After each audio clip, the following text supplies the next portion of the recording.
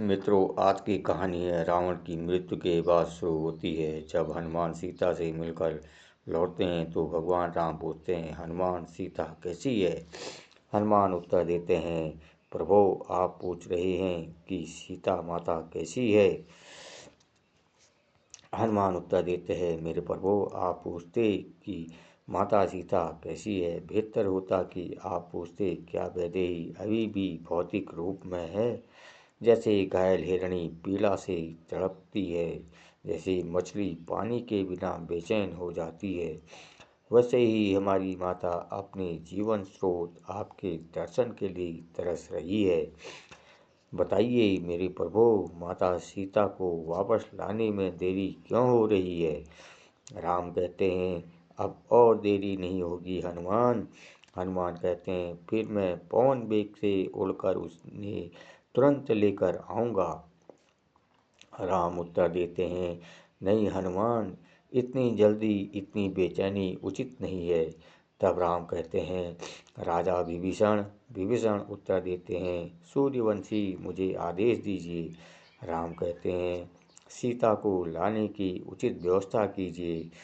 उसे हनुमान और राजकुमार अंगद के साथ अशोक वाटिका से मुक्त कराकर भेज दीजिए। विभीषण कहते हैं, जैसी आपकी आज्ञा अयोध्या के स्वामी। तब वे कहते हैं, आइए हनुमान जी। लक्ष्मण पूछते हैं, भैया आप इतने व्याकुल क्यों हैं? राम कहते हैं, क्योंकि सीता के आने में देरी हो रही है। लक्ष्मण कहते हैं, लेकिन आपने मुझे उन्हें लाने के लिए क्यों नहीं भेजा? आप नगर में प्रवेश नहीं कर सकते, लेकिन मैं कर सकता हूँ। राम कहते हैं, लक्ष्मण अग्नि की व्यवस्था तो करनी ही होगी। लक्ष्मण पूछते हैं, अग्नि की व्यवस्था क्यों? राम उत्तर देते हैं, क्योंकि सीता को मेरे पास आने के लिए अग्नि से होकर गुजरना होगा। लक्ष्मण कहते हैं, माता सीता को अग्नि में से गुजरना होगा? राम कहते हैं, हाँ। लक्ष्मण कहते हैं, क्या यह क्रूरता है, अन्याय है? राम कहते हैं, लक्ष्मण बीच में टोकते हैं, भैया अब मैं समझ गया। इसका मतलब है कि माता सीता को अग्नि परीक्षा देकर अपनी पवित्रता साबित करनी होगी। राम कहते हैं,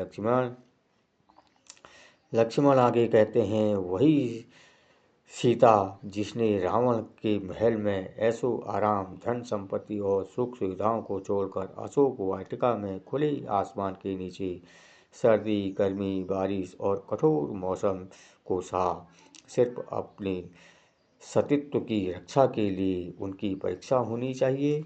राम कहते हैं, लक्ष्मण कहते हैं, एक राजकुमारी, एक सम्राट की बहू सिर्फ अपने पति के साथ रहने के लिए नंगे पांव जंगलों में भटकती रही, और अब पूजा के बजाय उसे परीक्षा मिल रही है। भैया इसकी संतुष्टि के लिए क्यों?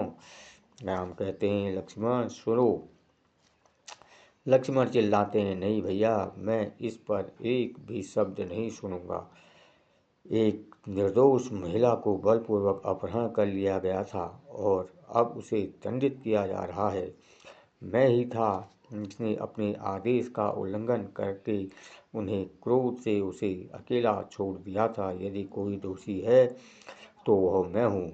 मुझे दंडित किया जाना चाहिए, उसे नहीं। एक निर्दोष महिला को आग में जलना नारीत्व के खिलाफ, इससे बड़ा कोई अन्याय नहीं हो सकता। और तुम मेरे अपने भाई जो अन्याय करोगे?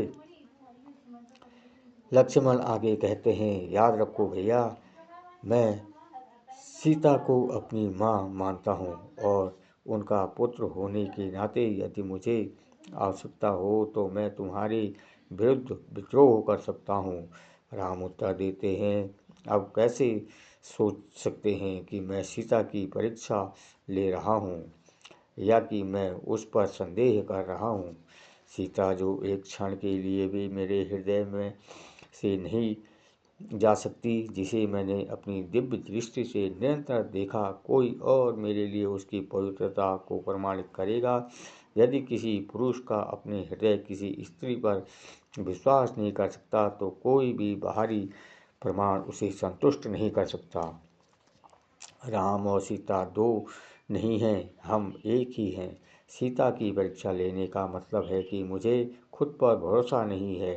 यह संदेह या परीक्षण की बात नहीं है, तुम नहीं समझते। अगर रावण ने सचमुच सीता को छुआ होता तो उसके अस्तित्व की अग्नि में उसके हाथ जल जाते। लक्ष्मण पूछते हैं, तो यह अग्नि परीक्षा करने का क्या मतलब है? राम कहते हैं, मूर्ख, मुझे अपनी सीता को अग्निदेव से वापस लेना है। लक्ष्मण पूछते हैं, तो यह नाटक करना जरूरी है? अग्निदेव से उसे प्राप्त करना, यह रहस्य क्या है भाई? राम कहते हैं, तो सुनो, तुम विद्रोह करने के लिए तैयार थे, कम से कम अब तो सुनो। लक्ष्मण कहते हैं, भाई मैं तुम्हारी कसम खाता हूँ, कृपया इस रहस्य का उजागर करो। राम कहते हैं, स्वर्ण मृग वाली घटना से पहले ही मुझे पता था कि रावण सीता का हरण करेगा। एक दिन जब लकड़ियाँ बीनने के लिए बाहर गई थी तो तब मैंने सीता से कहा, समय आ गया है, हम एक महत्वपूर्ण दिव्य लीला करें। मुझे तुम्हारी सहायता की आवश्यकता है। जब तक मैं राक्षसों का नाश नहीं कर देता तब तक तुम्हें अग्नि देव की सुरक्षा में रहना होगा। सीता ने कहा, हे अग्निदेव, मैं आपकी शरण में हूँ, कृपया मेरी सहायता करें। राम ने कहा, हे अग्निदेव, मैं सीता को कुछ समय के लिए आपकी सुरक्षा सौंपता हूँ, कृपया उसकी रक्षा करें। अग्निदेव ने उत्तर दिया, आपने मुझे सेवा करने का अवसर दिया, यह कितना बड़ा सौभाग्य है। आओ देवी। और इस प्रकार सीता अग्निदेव की सुरक्षा में चली गई। उसकी जगह एक छाया सीता, एक प्रतिबिंब, हमारे दिव्य कार्य में सहायता करने के लिए बनी रही। यह महान रहस्य अब तक तुम्हें ज्ञात नहीं था। लक्ष्मण भाव विभोर होकर कहने लगे, भैया, मैंने अपने आवेश में बहुत कुछ कह दिया है, कृपया मुझे क्षमा करें, मुझे क्षमा करें भैया। तो दोस्तों, अब अब तक का वीडियो कैसे लगा? अगर थोड़ा सा भी अच्छा लगा हो तो चैनल को सब्सक्राइब करें, वीडियो को लाइक और शेयर भी करें। और वीडियो देखने के लिए आपका बहुत बहुत शुक्रिया, धन्यवाद।